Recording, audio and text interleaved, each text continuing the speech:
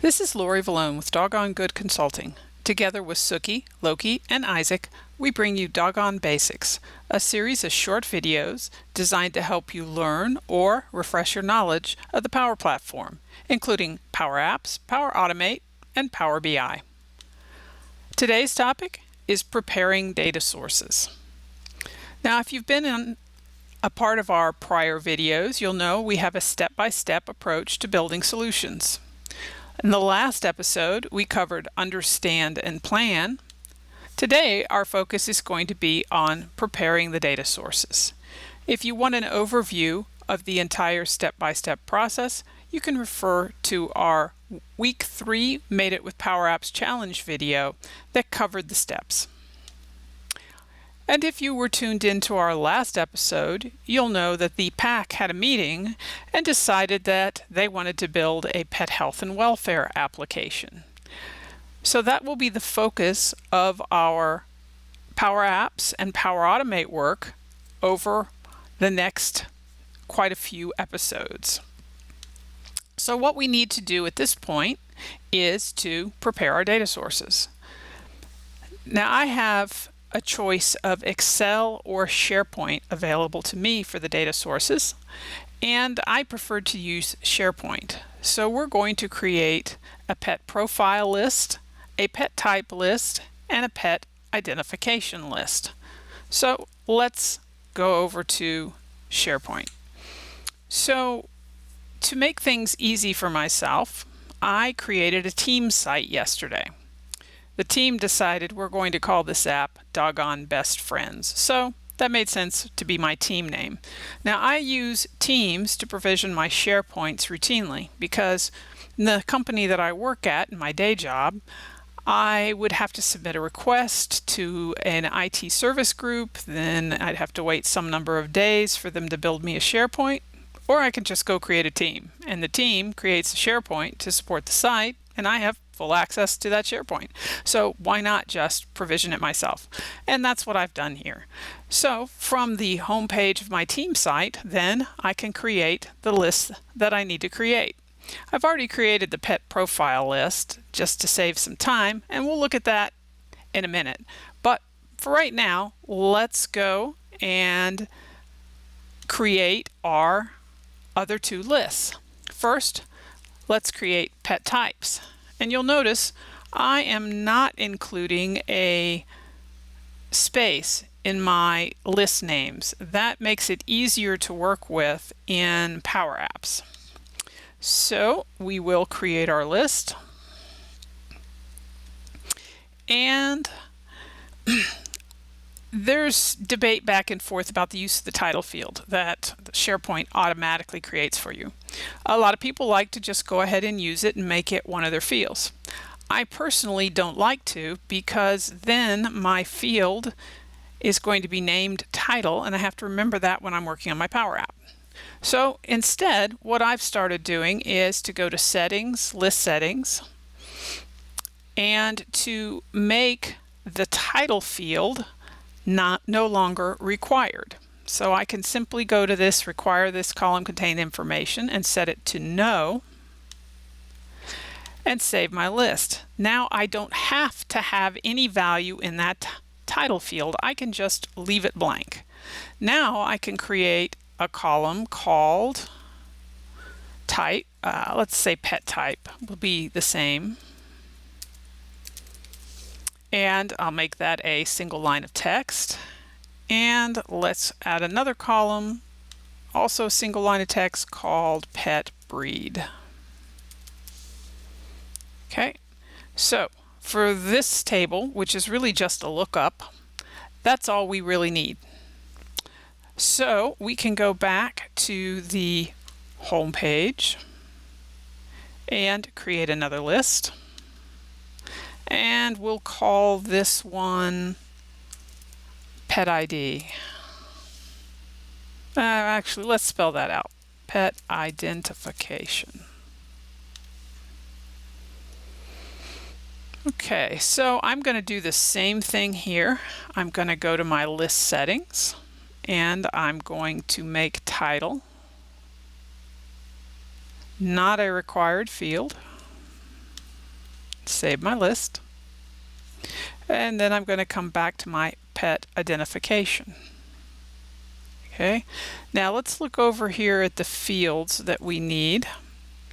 Pet ID. Well, we can use the ID number for that. That is automatically, well, actually, no, we don't want to use the ID number because we want to be able to match this back to our profile. Profile is our driver table, our parent table that we're going to be using, and this is going to be our child. So we're going to want to have a ID field that we can control here.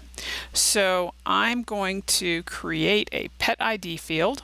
Then we're going to want a type field, and I've said that I'm just going to use a single value, although I could choose to spell that out if I want. This can be a choice field.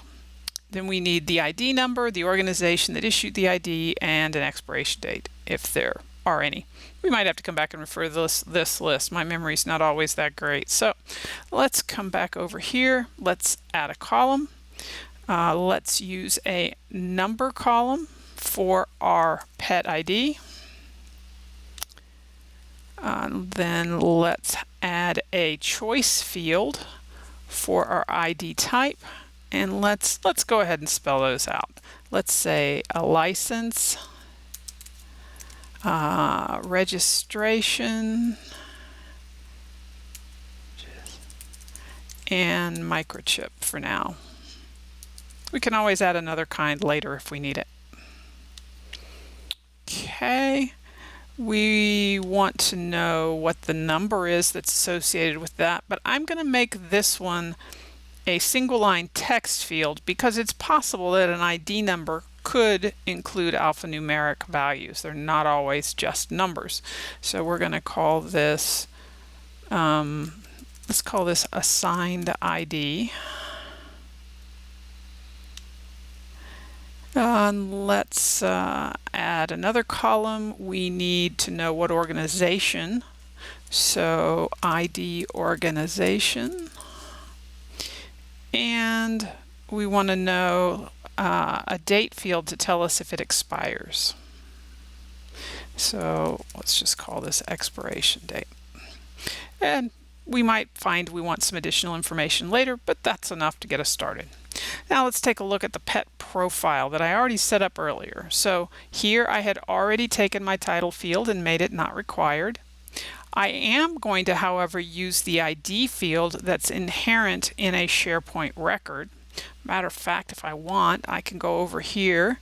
I can edit my view in SharePoint, and I can add the ID field to the list that shows up.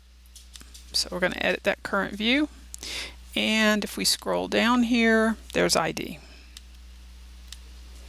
Okay, and we'll save that, and it's probably over here at the end. Okay, so there's our ID field that we can use as our pet ID, and in any other child tables that we want to reference this record, we'll use that ID field. We have a breed, we have a color, a markings, a birth date, and an age. Now some people say, well, you don't need both. Well, yes and no.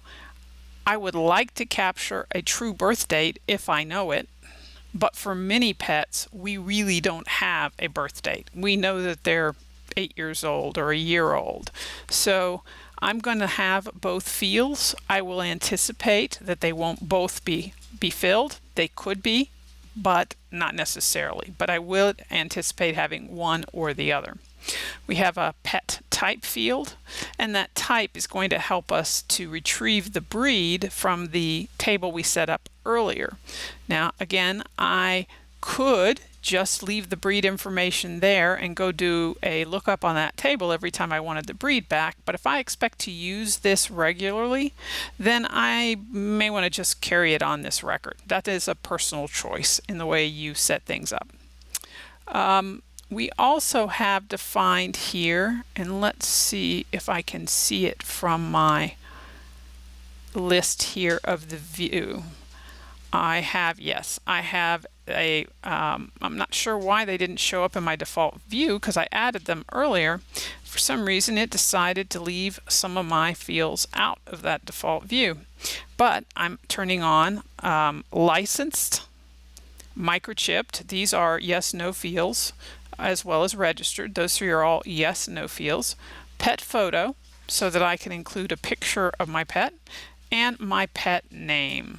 Okay, so I'm going to save these so that they will be part of my default view going forward, so that when I'm looking at this, I'll be able to see it easily. There we go. Now they're all showing up in my view. So now we have 3 lists in SharePoint: a pet profile, a pet types, and a pet identification. And these will form the base that will allow us to start creating our application. I will pre-populate the pet types with a few choices. The fastest way to do that is to simply come over here to Quick Edit. And as I said earlier, we don't need the title field. Now I notice here again, we are only getting it left out one of our fields. I'm going to come over here and edit the view again. And I'm going to make sure that that type field that we need, pet type, is part of my view. Okay, so now I have a type, and I'm picky. I want that first. So I'm going to move that to the left just so it's easier to see. All right, now let me go back to Quick Edit. I can ignore the title column because I don't need it. And in breed, I'm going to, well, it didn't move it over here, but that's all right. I'm going to pick a type of dog and a breed of Labradoodle. I have 2 of those. I'm going to put in a type of dog, and I'm going to put in a breed of Havanese. I have 1 of those, and she rules the roost. Let's put in another type of dog. My kids just got a new dog yesterday, and I'm just going to call it Mutt for its breed. And my mom is a cat lover, so let's just put cat and a breed of Unknown, because the little kitten that she has is of unknown breed. But let's also put in a cat of Siamese, if I can spell. I think that's right. And let's put in a cat of Maine Coon cat. And let's put in a reptile of lizard. I'm not going to be more specific than that because I don't really know my lizards, but I do have a good friend who has 2 pet lizards. And let's put another one in of snake. Okay, that gives us enough to work with. And we'll be using those in an upcoming video very soon. So just to recap, we created a pet profile, a pet types list, and a pet identifications list, and we're going to use these starting in our next episode as we start to build out our application. So I invite you to tune in as we get building.